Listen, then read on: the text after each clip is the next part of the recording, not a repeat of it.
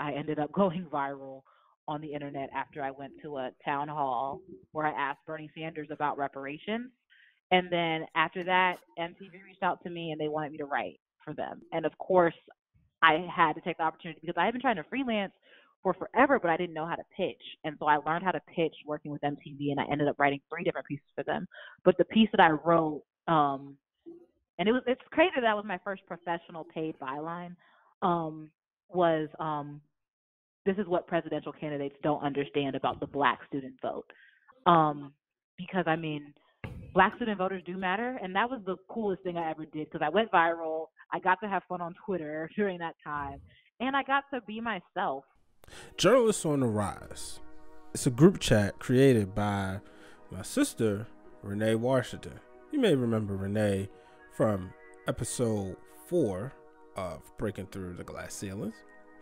Well, one of the people she invited to the group is my next guest, the one and only Miss Kenya Hunter.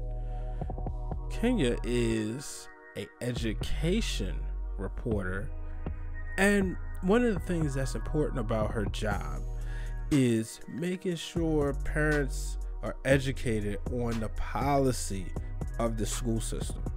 So that's why I'm very excited for you to hear this interview, because you're going to understand why, if you're a parent, you need to be in tune with policies and your local education reporters. Ladies and gentlemen, Miss Kenya Hunter. All right, ladies and gentlemen, on the line, I have the one and only Miss Kenya Hunter. Kenya, how you doing today? I am doing great. How are you? I am good. I'm good. So, how you feeling? I know there's a lot of movement going on, and it's definitely an interesting time to be moving and shaking during this pandemic. As we're Yeah. recording, we're still in April as we're recording this. Of course, will drop in May, but still, Mhm. we're still in the thick of things. So, want to check Right. first and foremost how you and your family are doing. So moving was interesting. Yeah, so I got this job right before all this stuff happened. It was quite coincidental, actually. It's the power of networking. But yeah, moving, I didn't have anyone to help me move. I was gonna originally get a U-Haul and pack up some of my furniture from my mom's house and everything, get my bed. But with all of everyone around me being high risk and everything, I just decided I'll just pack up as much stuff as I can in my car, buy new furniture when I'm up there, which is precisely what I'm doing. Oh wow! So, yeah, I guess that's a lot harder per se. You said you was gonna get a U-Haul truck, but instead, Mhm. you kind of had to pack up everything. Uh, I'm like, how long was the drive? It was an 8 hours altogether, but I decided to stop in Charlotte. So I moved from Georgia. So I decided to stop in Charlotte, North Carolina, spend the night at a hotel, and then just to kind of process really because this is the biggest move I've ever made. And then I drove from Charlotte to Richmond, and I got here yesterday around 4 o'clock. Okay. Now, Yeah. are you completely moved away from your family? Yeah, so I don't know if you know, but I lost my mom in September. So Yeah, I it was just me and remember her at the that. house. And so my Yeah. condolences still go out to you. How you doing? I mean, Well, obviously I'm it's a doing. huge. Yeah, it's a huge transition. This has been a very transitional stage of my life. The last 2 years have been very transitional because a lot of my friends have been saying, "Well, why are you scared to move to Richmond? You moved to Boston." Because I went to Boston for grad school from Georgia. But the difference with that was I still had my mom's house as a backup plan when I was in Boston. It was like, if all else fails, I'll just go home. But now my sister and I have decided to sell my mom's house. So it's like I'm in Virginia, and if all else fails, I don't really know what's next. But I this feels so meant to be. Like every part of it feels so meant to be that I just have a lot of faith in God that all this is gonna work out because really I could go on and on about how every part of this job feels meant to be. But yeah, so like I said, every part of this move feels so meant to be, because like I said, when I lost my mom, it was just such a big change because everything I did it for my mom.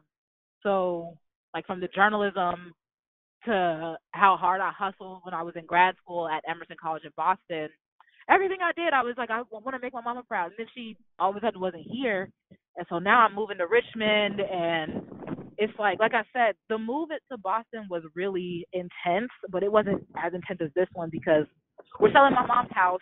So, there's no backup plan if this fails. I could go to my dad's maybe, but this is really my first big adult move, and it's such a bigger market than where I was before. Well, I definitely want to wish you all the best wishes and congrats. I Thank know you. for a fact that you are definitely making your mother proud and you're an inspiration to your sister. Um, can we just talk about when did you decide that you wanted to be in the media business? Um, when I was little, I grew up in Ackworth, Georgia, which is 30 minutes out of Atlanta. So we got WSB TV, and Monica Kaufman was the anchor at the time. And I thought what she did was so cool. I thought, oh my gosh, I want to do that. I want to be on TV. And at first, it seemed like an easy way to be on TV without having to learn how to act and stuff. But then I also like to write, and so my dad was like, when I was around 8 years old, my dad was like, you can write for newspapers, and I remember feeling like a light went off in my head, like whoa, I definitely could. And then so since I was little, I've known that I was gonna be a journalist.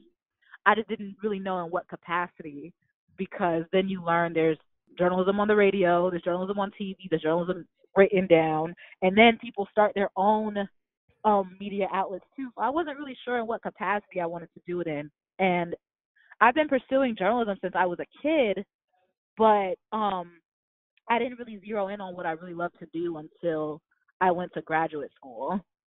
I always ask people because that's especially in our field, it's a debate, grad school or not grad school. I've had Michael Lau and Taylor Shaw on here and Renee Washington, and they've explained why, and Kelsey Nelson, why they went to grad school. So I want to know, why did Kenya go to grad school? Well, for one, so came my mother raised me to be educated and stay educated. So grad school was something that I considered all the time. But I think the key when you're in J school is to be successful is to always make good decisions from the time you're a freshman to the time you graduate. And one thing that I didn't do was I did not make good decisions when I was in graduate school. When I was in undergraduate school, my bad. I went to this small school in Gainesville, Georgia, that really wasn't equipped for journalism school. They had the PR/journalism major, but when I graduated, I realized I didn't have the clips I needed to get hired. And it's crazy because I ran everything. I ran the student newspaper. I was the editor in chief there, and I did reporting as much as I could. I founded an organization called Her Campus at Brunel. It's a chapter of Her Campus Nationals. I did all of that, and then I also did some radio stuff. But ultimately, when I graduated, I realized I did not have enough written clips for me to be successful, and I realized that I wasn't going to get hired. I had applied for jobs and everything, but I didn't really know how to. So I decided to take the next step and go to graduate school because I really wanted to get more clips. I wanted to go to a bigger city and learn journalism because it's almost impossible to learn the journalism that you need to learn in a small city. And that sucks because that sucks because I think every school should have a J school, but I'm sorry, people are texting me.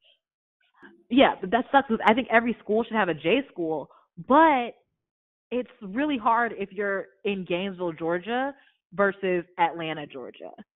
It's hard to learn journalism because, especially when the school is that little, because Mhm. you experience the things that every journalist experiences, like the pressure from higher ups to not write certain articles and tell certain stories and all that. But when you're a kid, you don't know how to handle it, so you just end up not writing it.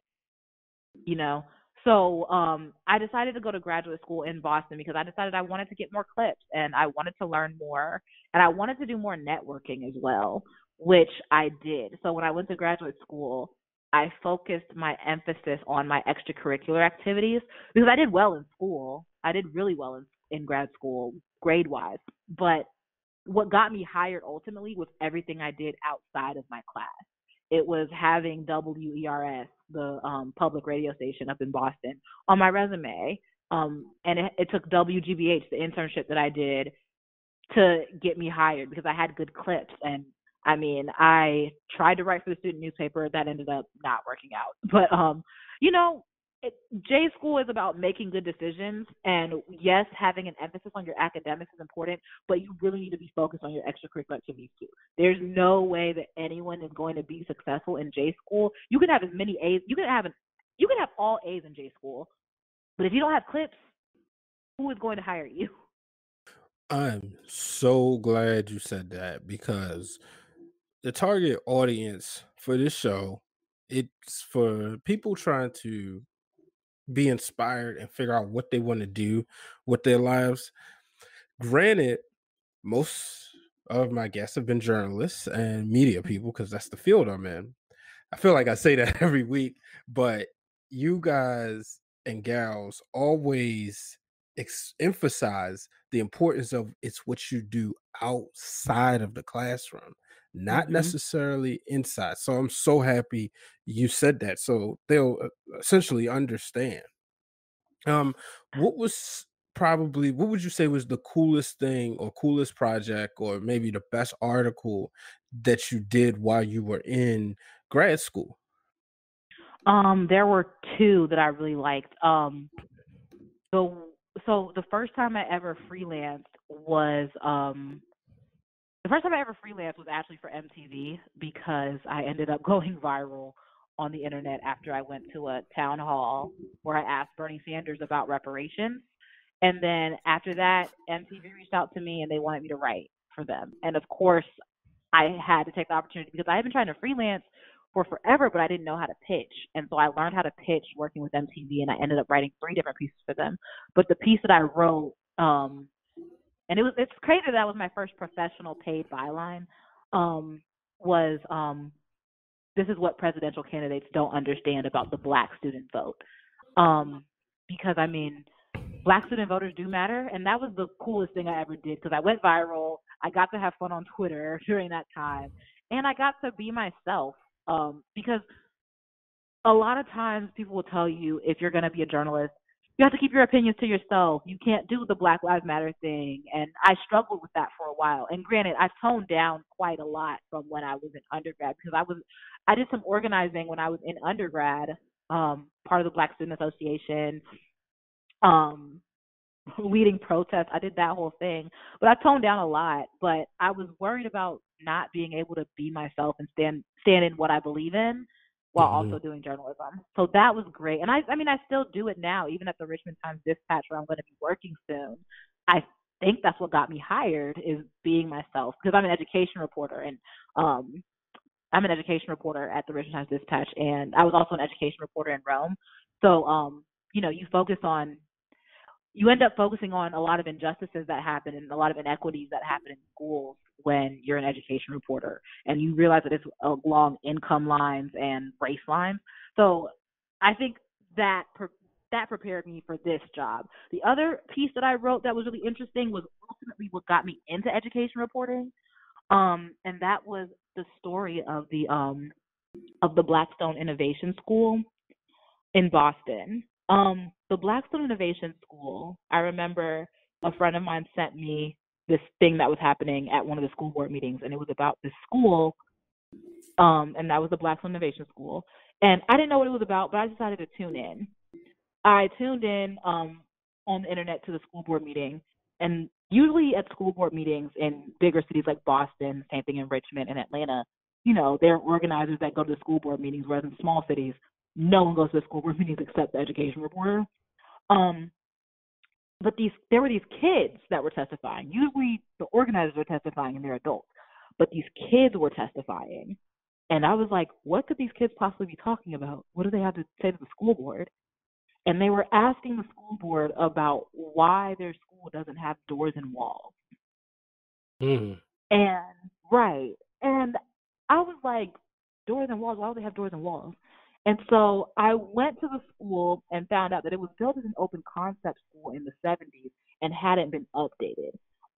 Meanwhile, Boston Public Schools was updating some other schools, and they had just started this plan called Build BPS, where the mayor, Marty Walsh, pledged I want to say it was at least $1 million to fix Boston Public Schools over the course of 10 years, like fix the infrastructure, because there's a lot of infrastructure that is very outdated. It's old. The school buildings are damaged, and you mostly find that among zip codes in Boston.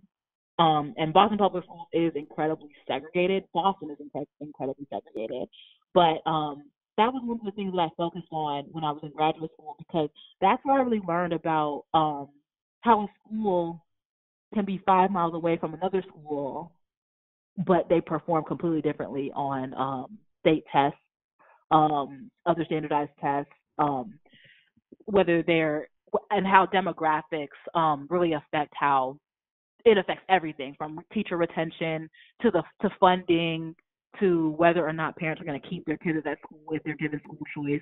So that's what really got me into education reporting, and I was hoping that I'd be an education reporter. Then I ended up doing it at the Rome News Tribune. I became an education reporter there, and I loved it. And then I'm still education reporting here in Richmond. That's awesome. I think it's really cool because without you as an education reporter, parents aren't going to get that knowledge because, something, it's a big story. People get, just the headlines. They don't really get the meat and potatoes, as opposed Right. to you're always there getting that information, that stuff because Mhm. a lot of stuff that happens, my wife is a teacher, and it's a lot of stuff that I wouldn't even understand. So you being able to report on that can give people all the stuff that they need. Right. And I think people should understand how important school board meetings are, because I didn't realize it until I started going to the ones in Boston. People should definitely go. I know people are usually worried about national elections and local elections of like, who's going to be the mayor, who's going to be the lieutenant mayor, who's going to be lieutenant governor, all that. But people should really focus on schools, because ultimately, like, that's where kids go to school is what's going to shape their future altogether, and how the decisions that school board makes are what's going to shape the city that they're in, the municipality that they're in. That's what shapes it, is the schools. And then, and they're also allocating a lot of money. So that too. Now, did you think you would do politics first before you got the education? Like before you fell in love with I the did. education? Huh? Yeah, I did think that. But education is political, honestly. Well, But yeah, I yeah. did think that because like I said, I did the whole thing with MTV, and when I was in Boston, I did find a passion for political reporting because of the local stuff that was going on in Boston. When I was in Boston, I was there during a time where the city council was changing. I think a lot of people know Boston as being I hate to say this because Boston's changed so much, but a lot of people know Boston for the busing crisis. So they characterize Boston as being really racist and having a lot of white men in power. But I got there at a time when things were really changing on the city council, because the city council didn't have a lot of power. The power structure in Boston is um, strong mayor, weak city council. And so Okay. no one really took the city council seriously. But I got there during a time when the council was majority, I believe it was majority minority. It was mostly women, and it was mostly women of color as well. And the women that were on the city council were incredibly progressive. Michelle Wu she's the first Asian American that's ever been on the Boston City Council, and she has a lot of really progressive ideas that really challenge Boston. I also got there because that city council was really empowered by Ayanna Pressley going to Congress, because Ayanna Pressley served on the city council for 10 years in Boston. And that same year, she got elected to go to Congress after a really intense upset against Mike Capuano, because Mike Capuano had been the congressman for a long time. And so I was there while the city council was really empowered by Miss Presley, And in fact, Ayanna Pressley was the first. She was the first elected official that I ever interviewed. And so I remember being really impassioned by what local politics means to people. Because, like I said, Boston is really, really, really segregated. And it's also being gentrified. But there's gun violence in certain parts of Boston. Um, there's gun violence in certain parts of Boston. And then there's other issues in Boston that don't happen in other parts of the area. So, but local politics can really change that through policy. And I didn't realize that. And I was like, people don't know this, and I think that it's my job to let them know this. So yeah, I definitely thought I was going to be doing politics. And then when I did the whole thing with CNN, I felt like I had found my voice in politics as a young Black student. But I'm going to be Black forever, but I'm not going to be young forever. so so yeah, and then I also realized that education is really political too, because I mean, the school board votes, the school board allocates money, the school board decides the school board decides a lot of stuff, and every decision that the school board makes affects every little part of how schools operate. And I fell in love with education reporting while I was in Rome. I liked it when I did it in Boston, but I fell in love with it when I was in Rome. And now I get to do it in Richmond, and I'm quite nervous because I've only been reporting professionally for 5 months, going on 6. And now I'm in this market on one of the most visible beats that Richmond has, because everyone here cares about the education beat it looks like. Yeah, but reporting is reporting. You can do it. You know. It's a, Right. And I'm excited. I'm excited. I just want to make sure I get it right, because this is not. When I was in Rome, I made mistakes, and I think I know no reporter is perfect, but you got to be right, and you have mm-hmm. to interpret these policies the way they're supposed to be interpreted, and and I never got anything super wrong in Boston, except like I might have misspelled someone's name once, but it didn't happen again, thankfully, because I always make sure I'm right. And then also just the information that you give out, it affects the kids, and that's really what I care about, is like the kids, and making sure parents know what's going on with their kids, because a lot of times, sometimes parents don't find out about what's happening with their kids until they see it in the paper. I ran into that Mm-hmm. in Rome. Oh. Yeah, So, I'll tell you about that. There was a school on the turnaround list. Georgia just started a turnaround program for schools that perform at the bottom 5% on the CCRPI. That's our state test in Georgia. mm-hmm. And a school in Rome City Schools, was on that list. I found out about it maybe a month later, because it just wasn't something that we were keeping our eye out for, because it was a pretty new program. So it wasn't something we were really keeping our eye out for. And I just remember I was poking around on the Georgia Department of Education's website, saw the turnaround list, because I knew what turnaround was because of Boston, because the Blackstone innovation was in innovation status. Um, and that's a step up from turnaround status in Boston. I don't think Georgia has that, but they do have the turnaround list. And basically that allows for state intervention if the turnaround office picks that school for intervention. And that can call for a lot of consequences at the school. From the school can close, they can replace the principal and half of the staff. Everyone can get re-interviewed. It causes a lot of change. Mm-hmm. So it caused a lot of change. I I ended up reporting on this one school, and some parents called me and told me they didn't even know about their kids being on the turnaround list, their kids' school being on the turnaround list, until I reported it. I wasn't sure Wow. why. Yeah, I'm not sure why. I mean, because Rome City Schools, it's not like they're keeping secrets or anything like that. I don't think they are. I just don't. I think, and they were also doing work to get off of the turnaround list. I just ended up reporting on it, and some of the parents just had no idea until I reported it. I reported it in the paper. Man, well, I Mm. know that had to make you happy, right? You said what? No, I Well, don't. just I mean, obviously, It's you wish they knew, cool. but it's like a Yeah, bittersweet moment, I should say. I'm glad that they know. Um, I'm glad the parents know, and I hope that it inspired parents to continue to stay involved in their kids' lives and everything. I don't really find. I know some.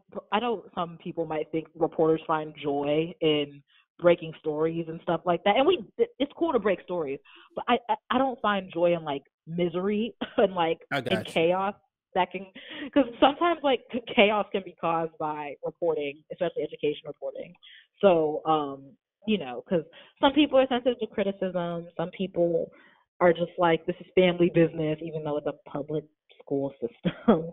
um but I don't that can be it can be touchy. I know that reporting can be touchy, but at the end of the day, people are taxpayers, so that's what I believe. People pay taxes, they support the schools, and people care about the schools. So I think that it's my job to be as transparent as possible.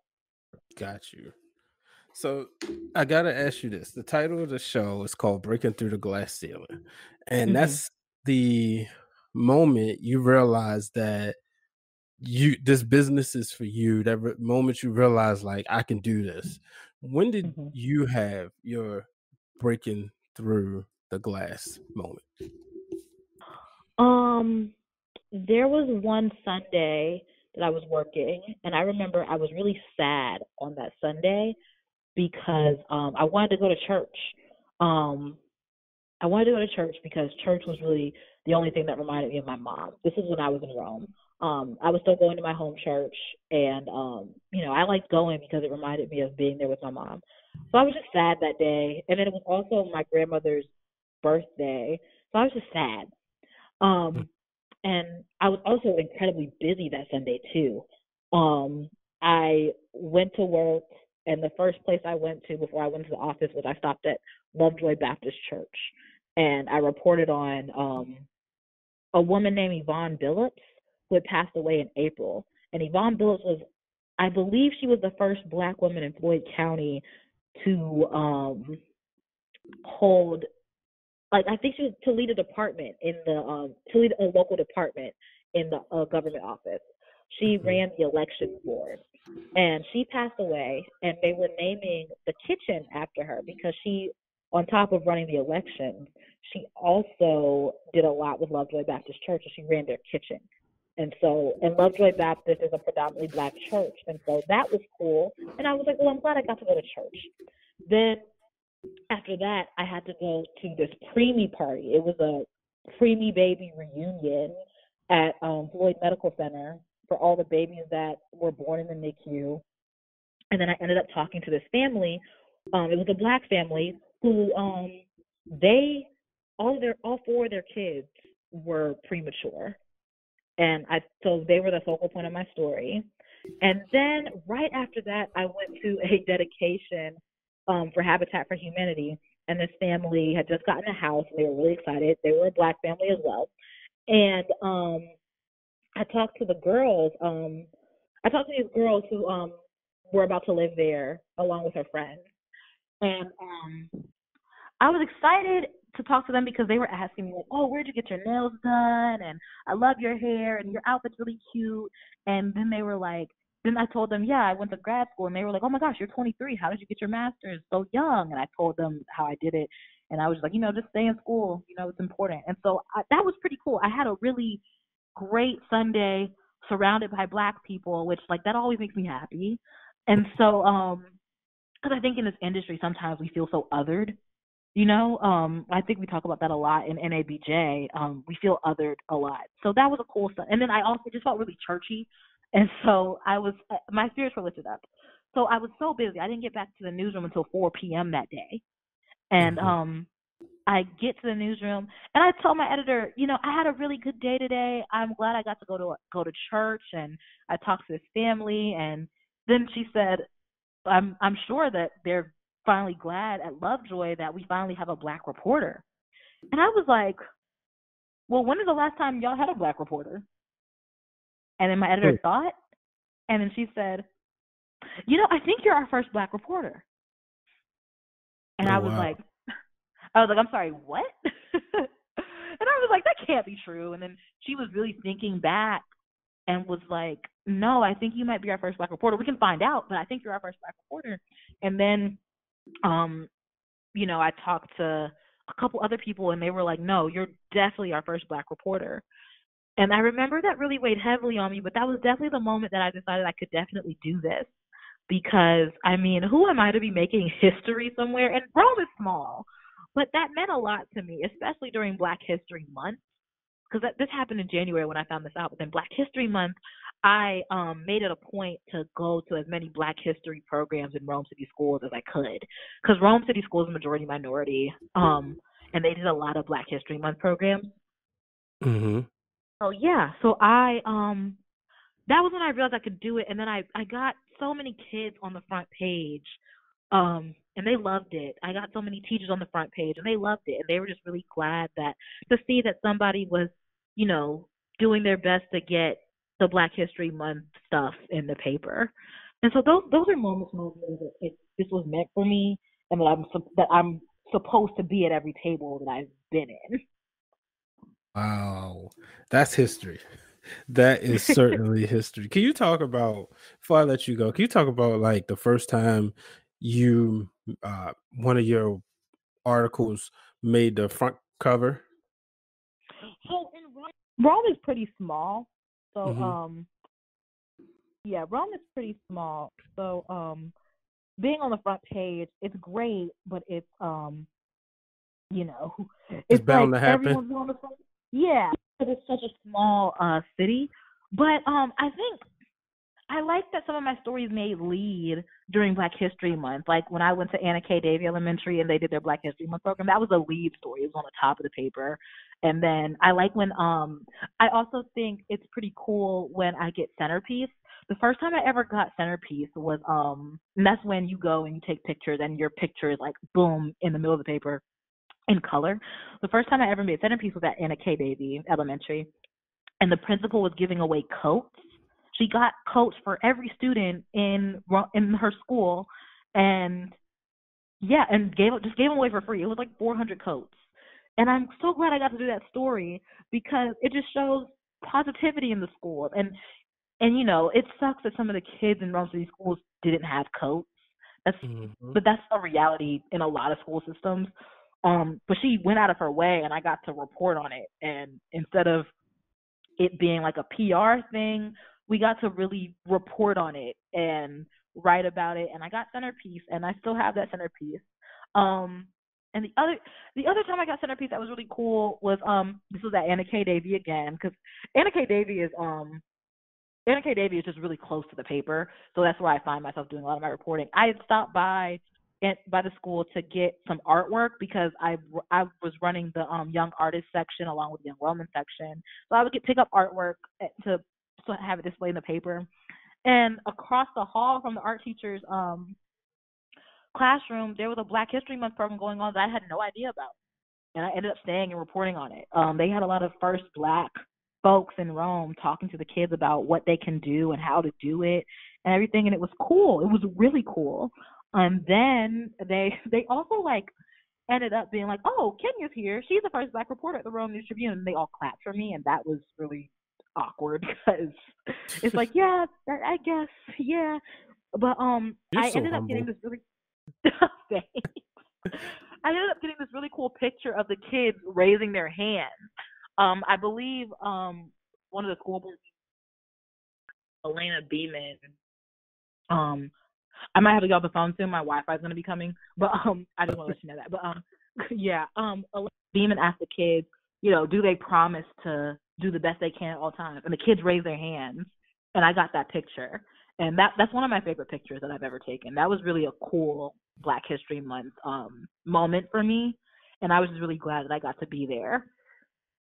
Wow, that's so great. I'm so happy to hear about this, especially you're out here making a difference for the children and the parents as well, because Mm-hmm. now they're getting the information that they need. And that, don't sell yourself short. Like, I know you said it's not nothing you would want them to know it at the beginning, but the fact that you're able to give it to them, they're blessed to, it's better that they're getting it now and from somebody that they can trust. Yeah. Before before I let you get out of here, where can people find you? I'm Kenya the Hunter on everything. Kenya the Hunter on Twitter, on Instagram. I think my Facebook is just Kenya Hunter. I'm also Kenya the Hunter on TikTok. Not that that matters. TikTok is so strange. Like, it it definitely is. Well, all This right, has been can so interesting. Yeah, that's me on everything. I tweet about a lot of different things, mostly education stuff. I also tweet about Insecure because that's what I've been watching lately, and I think I also tweeted about how I think that Black AF show is not a good show, but that's up uh for debate. yeah, well, me and my wife was gonna watch it, but I told her, I said, I'm just letting you know, the journalist community, the black journalist community has come for it. It's like I think it's because journalists probably feel a way about it because of the mockumentary style of it. Oh, okay. Um, but I mean, people have had their issues with Kenya Barris, but I mean, what Kenya Barris is doing is important. It's just like, goodness gracious, this is not.